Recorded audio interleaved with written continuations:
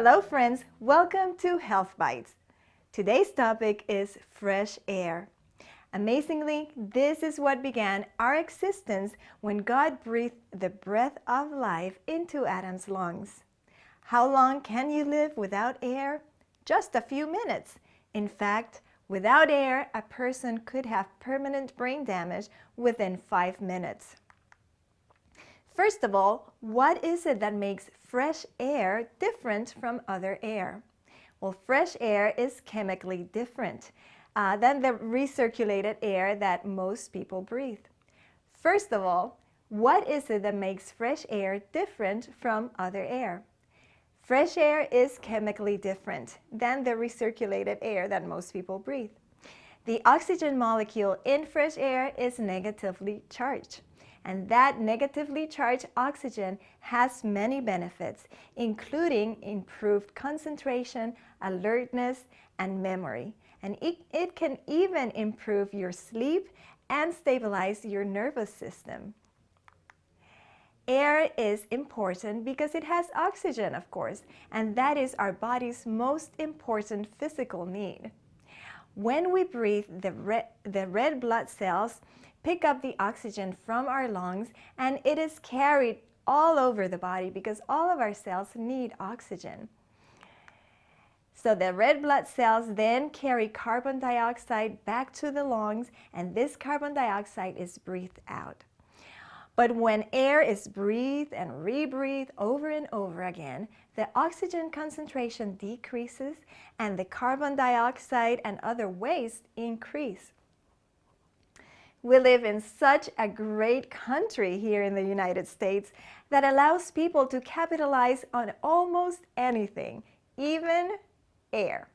That's right, for just $20 plus tax, you can buy a 20-minute session of oxygen that will leave you feeling energized, refreshed, relaxed, and rejuvenated.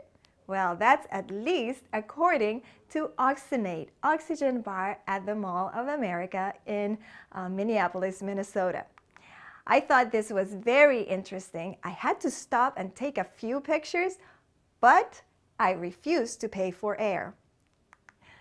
So we know that it is important to be well ventilated, and these are some of the symptoms of poor ventilation or air pollution. It includes headaches, drowsiness, poor concentration, depression, chronic fatigue, exhaustion, irritability, coughing, burning eyes, dizziness, nausea, and sore throat. In fact, air pollution remains a real and urgent threat to public health in the U.S. There are many air pollutants in the environment, including tobacco, secondhand smoke, formaldehyde, chemical fumes, dust, air mites, molds, lead, asbestos, pesticide residue, and carbon monoxide and nitrogen dioxide.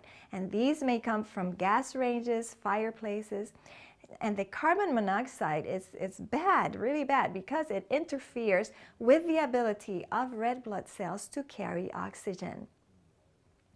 Two types of air pollution dominate the problem in the U.S., and that is ozone, or smog, and particle pollution, or soot. And when inhaled, ozone irritates the lungs and results in something like a bad sunburn.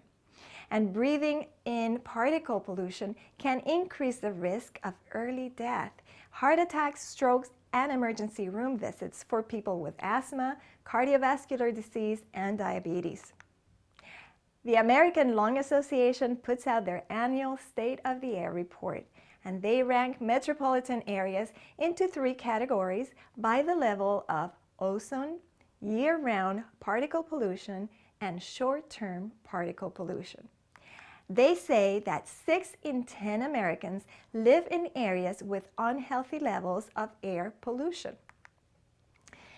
Those most at risk for bad air are anyone aged 65 and older, children, minorities and lower income groups, and anyone with asthma, chronic bronchitis, or emphysema, any long-term lung diseases, heart disease, and diabetes. Air pollution is linked to a number of diseases, including cardiovascular disease, by causing inflammation and irritation of the nerves in the lungs. The particles found in smog actually decrease the levels of HDL, or the good cholesterol, and up to 15% of lung cancers worldwide are caused by radon gas. Other diseases that are associated with air pollution include mental health diseases and asthma and allergies. Air pollution can shorten life, and a drop in pollution can increase life expectancy. According to the American Lung Association, life expectancy in 51 U.S. cities increased by 5 months thanks to a drop in particle pollution. And premature deaths in California due to particle pollution are estimated to be 18,000 annually. Well, these are the top worst metropolitan areas for pollution, for air pollution in our country. The number one worst area is Phoenix, Mesa, and Scottsdale. Now, some cities, they ranked this equally, so they ranked them in the same the same number. So the number one worst were Phoenix, Mesa, and Scottsdale, Arizona. Number two was Bakersfield, California. Number three, Los Angeles, Long Beach, and Riverside, California. Number four, Visalia and Porterville, California. And number five, Pittsburgh and Newcastle, Pennsylvania. Now, the top best metropolitan areas for air quality are: the number one best quality area of the country is Cheyenne, Wyoming. Number two, Santa Fe and Espanola, New Mexico. Number three, Honolulu, Hawaii. Number four, Anchorage, Alaska. And number five, Great Falls, Montana. Additionally, two cities, Fargo, North Dakota, and Lincoln, Nebraska, ranked among the cleanest in all three air pollution categories covered in the State of the Air report. Well, what can you do to improve the air you breathe? I suppose you could move to a better air quality area of the country. Well, fortunately, there are several other things you can do, other steps you can take to breathe better and improve the air around you and keep unhealthy air out of your home. First, you want to declare your home a smoke-free zone. So never let anyone smoke indoors. Ask smokers to go outside. Then you want to minimize the humidity in your home. Keep humidity levels under 50%, use a dehumidifier or air conditioner as needed, and fix all leaks and drips in the home. Standing water and high humidity encourages the growth of mold and other pollutants. Also, you want to protect against radon. That's an invisible gas which is the leading cause of lung cancer, and every home should be tested for radon because if found, it can be fixed. And then also you want to make sure that anything that burns gas is vented to the outdoors, and put food away. Cover trash and use bait to control pests like cockroaches. Also, you want to avoid burning wood because it adds pollution indoors and out. And open the windows.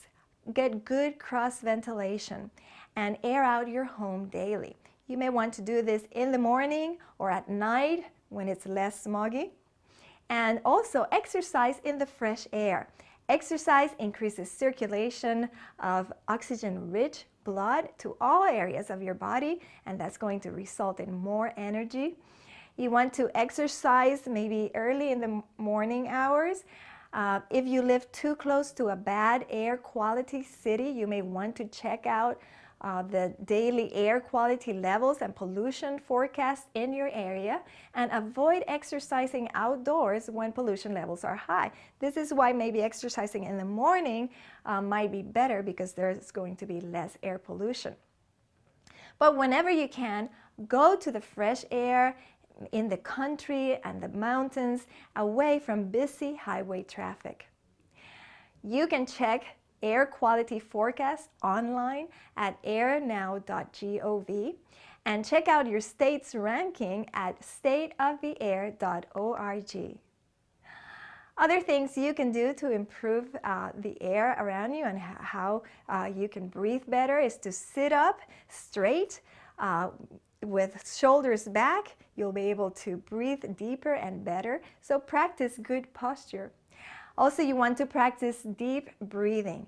Do this several times a day to clear your mind and increase your energy levels. Deep breathing can relieve headaches, backaches, stomach aches, and sleeplessness. It allows your blood pressure to return to normal, and it releases endorphins, mood enhancers, into your bloodstream. Also, you want to take a fresh air break daily and avoid ill-ventilated rooms and car exhaust. Eat a low-fat diet. Eating a high-fat diet, high-fat foods can reduce the oxygen level in your blood by making the blood thicker, and it'll tend to clump together. Therefore, it won't be able to carry oxygen as effectively or as efficiently into the smaller arteries of your body. Also, you want to wear loose, comfortable clothing. Constrictive clothing around the abdomen restricts breathing, and keep some live plants indoors. Plants recycle the air by absorbing carbon dioxide from the air and producing oxygen. And you want to keep heating and air conditioning units well maintained. And finally, fresh air is best. Fresh country air is best, especially the air around lakes, forests, rivers, waterfalls, the seashore, and after a rainstorm. Jeremiah 10:12 and 13 tells us, He has made the earth by His power. He has established the world by His wisdom. He maketh lightnings with rain and bringeth forth the wind out of His treasures. Yes, fresh air is surely a special blessing from God. We should be so grateful and in such awe to our God. We should be so grateful and in such awe of our God for giving us life and every breath we take. And that's about 20,000 breaths per day per person. So as Psalm 150 verse 6 says, let everything that hath breath praise the Lord. Praise ye the Lord. Well, until next time, friends, may you live longer, happier, and healthier the way your Creator intended it.